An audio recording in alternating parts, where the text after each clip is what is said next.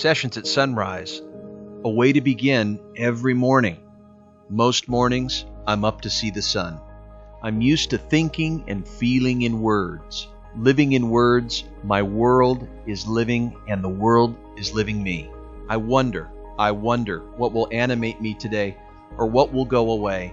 I find myself in the realm of a hope dealer. I have no suit to put on, just learning to be me, not fancy, just a lot clearer. Am I doing all I can to preserve great leaders? Am I doing all I can to bring great parents to children and great leaders to organizations? I ask the emerging sunrise to release me from shunning the mystery. The world does not have to be beautiful to work, but it is. So let's meet it where it is, pay close attention to things, and see possibility. Welcome to Sessions at Sunrise. You probably have thought about your deepest wishes and dreams and aspirations. And if you're like me, you know that you're not immortal. You know that there is going to be a moment when life ends. And because you know that, that informs you as to how you need to live your life, play the present, make the most of your opportunities, and think carefully about how you want to spend your time and your hours available. And so the present moment is the one that you can control, and how you make decisions in the present moment has very much to do with decisions that you make about what you really want. And if you decide to create those conditions that you really, really want, you set a condition where you are intending an outcome. And so you probably have a dream or you have a project or something that you haven't been doing or starting, where if you got really decisive and you said that's what really, really matters, and you made up your mind and you stopped saying I don't have enough this, I don't have enough that, that's a misstatement of reality. That you say to yourself, I've made up my mind, this is so important to me, it's indispensable, I choose to create it. Well, one of mine is to get to know all 32 states of Mexico. And so over the years, I have carefully crafted my free time to visit and experience the culture of different states in Mexico. Oaxaca, Chiapas, Baja California, Jalisco, Pueblos, the Yucatan, the ruins. And so this decision has helped me make secondary decisions, actions, about where I choose to rejuvenate and where I like to spend time with my wife and family, is to get to know all the states in Mexico. And it's been a tremendous journey. It's been terrific. And one of my most favorite spots is when you drive down Baja California. As you cross into Baja South, you come to Guerrero Negro, which is called the Black Soldier. And then you cross the Baja and go over to what's called Santa Rosalia, which is on the Sea Cortez. And it's a mining town. In fact, the mine has come back to being active. And one of the neatest things, the neatest landmarks, I think one of the most magical places, very similar to like a Devil's Tower in Close Encounters, is what's called the Three Virgins, Los Tres Virgenes. And they're a very amazing set of peaks. They're volcanoes. They're inactive. But the main one is about 7,000 feet. I've driven this Baja about 16 times. I love driving from the border down to the tip. It's very safe. This Virgin is this volcano that's an incredible place to climb. It's a great place to go up to the top. And so I brought back a lot of lessons and learning as a result of making a decision to do that.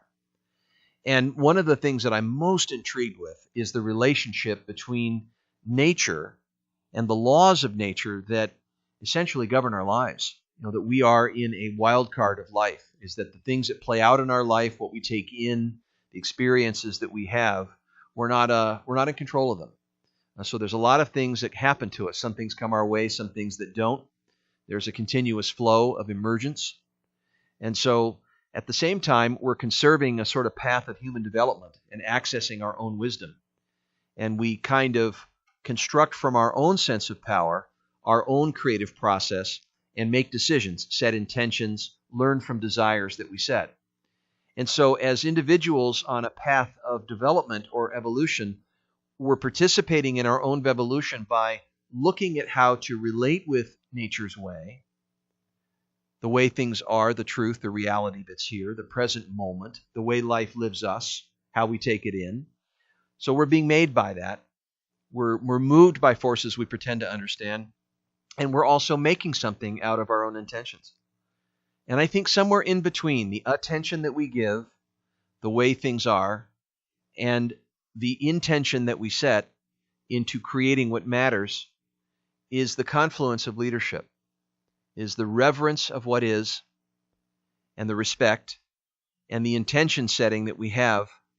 And both are born out of love. They're born out of our basic goodness, our capacity to observe, retreat, reflect, and at the same time to consider things that matter and create dreams.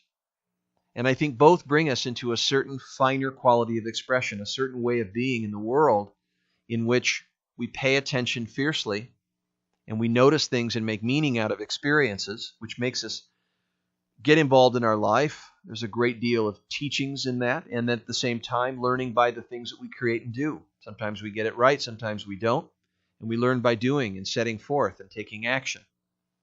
And there's certainly extremes to both. If we're too intentional and we're caught in always going somewhere, then we miss out on where we are. And if we're too caught in where we are and our orientation to the present moment, we may be running around in circles looking at our feet, but once we look up, we say, well, where are we? Are we really moving in a advancing way or direction? And so both are opportunities of this wonderful, wonderful space called life. The capacity to create, the capacity to connect, the capacity to see more, the capacity to sense more, the capacity to be able to grab things from our experiences and kind of live into the story of things as they're emerging. And we can learn by doing that. And one of the greatest things that I ever did to encounter these principles was to scale that volcano around a little town called San Ignacio, which is just below it. This Tres Virgen, this Three Virgin, this 7,000-foot volcano, and climbing to the top. And I wrote a piece about this, and I think it speaks very, very well to the principles of how we balance the capacity for reception and taking nature in and crafting our intention and bringing our own nature, our own love to creating that which we care about. Tres Virgenes in San Ignacio. I see her peeking over the hills of southern Baja. The black soldier Guerrero Negro is at our backs, and the Goliath Virgin appears ahead of us, 6,999 feet. To know the view up there would be heaven. You stand above two other virgins among you. I have seen you from aerial views through a plane window, and I know you're always close by. My feet touch your surface. My intent to reach your halo is itchy. Nowhere except present with you the journey begins. Perhaps the coyote tells me where to change. The white rock formations inspire bolder priorities in my life. The lizard dances staccato with serendipity time. With streaky feathered clouds watching over your crown, they shape my capacity to trust differences in others. My puny intention just evaporated. I am with you as a finger on the same hand. Receiving the direct sunlight, yellow flowers love to paint your opaque patches. You till the soil in trust for all to be fertile. The sweetest smell imbues a friendlier universe within. Something new is ready to be born. Being human receives your wisdom. The elemental flow inside remains. Receiving all that is ready to come as the end nears, unsafe terrain brings me into friendship with my fear. Movement never wants to stop. Whether you blow, smolder, contain, or flow, intelligence is known any way it comes. I wonder what brings you to exist inside, how tenderly dependent I am to your presence. A thing is a thing because of another thing. Turning the face to the burning sun asks nothing in return. I hear your voice in the silence all around my cat-like steps. Almost there, one more step, and a grand vista changes the heart. Mission accomplished, the path was the goal. Whole mountains are the informer.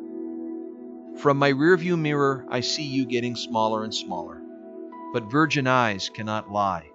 No mountain, living, being, or peak, is without its origins from relationship. Tres Virgenes in San Ignacio. As you hear me say these words, my hope, how this is coming into you, is that you see how I experience this balance of wanting to be at the top of this mountain. But as I went up, I experienced things that I could have never expected. And to hold a flexible attention, while I held my intention, I was walking in this place. And it's my hope that as you gain from this insight, that you don't forget to be reverent, that you respect the life that's here, and that you embrace everything as significant. Because it's in our moments of constructive attention when we see with penetrating clarity into what life is informing us to do. It's information. Some of it we can't see. We don't see the entire story. We can't predict the future. We can create one. We can do it by listening. Listening from our wholeness. Listening as if life were a living system that we're playing in. And at the same time, scale the mountain, having a place to go, taking aim with our gifts, moving from our self-knowledge toward the outcomes and desires we have. These two can be roommates. Thank you.